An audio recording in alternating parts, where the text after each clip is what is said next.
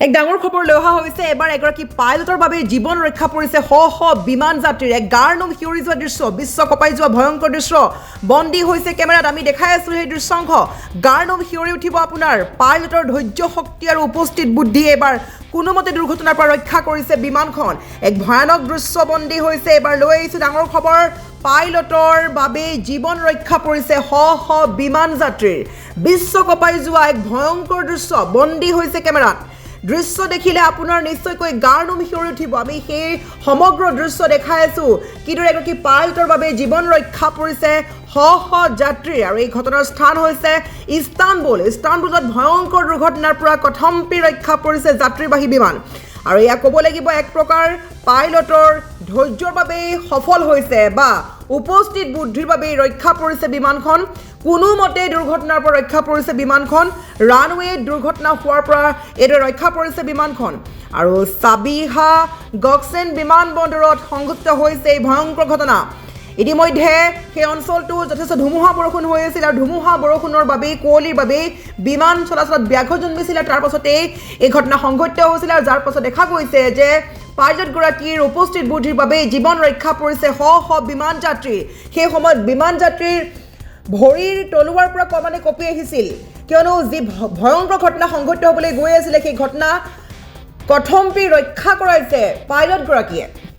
আমি এই মুহূৰ্তৰ সেই দৃশ্য দেখাই আছো কি ভয়ানক দৃশ্যবন্দী হৈছে কেমেৰাত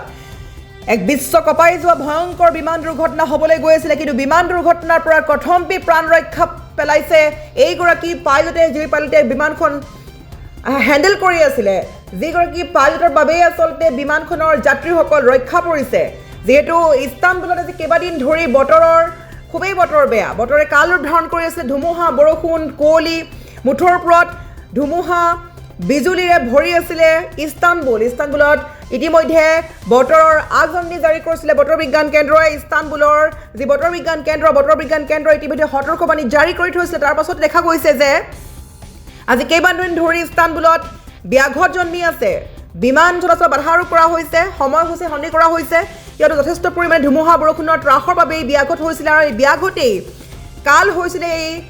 বিমানখনৰ বাবে ইস্তানবুলত ধুমুহা বৰষুণৰ বাবে এইদৰে বিমানত ব্যাঘাত জন্মা দেখা গৈছিলে আৰু সাবিহা গকছেন বিমানবন্দৰত এইদৰে সংঘটিত হৈছিলে এই ভয়ংকৰ ঘটনা ৰানৱে দুৰ্ঘটনা হোৱাৰ পৰা ৰক্ষা কৰিছে বিমানখন একমাত্ৰ পাইলটগৰাকীয়ে কোনোমতে দুৰ্ঘটনাৰ পৰা ৰক্ষা পৰিছে উক্ত বিমানখন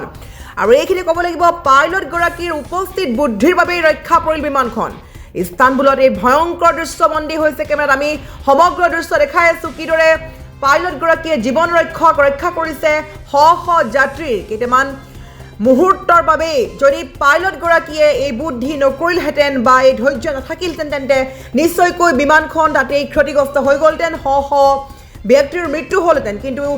শ শ ব্যক্তিক মৃত্যুৰ মুখৰ পৰা বচাই আনিছে উক্ত বিমানখন হেণ্ডেল কৰা পাইলটগৰাকীয়ে এক ডাঙৰ খবৰ লৈ অহা হৈছে ইস্তানবুলত সংঘটিত হ'বলৈ গৈছিলে ভয়ংকৰ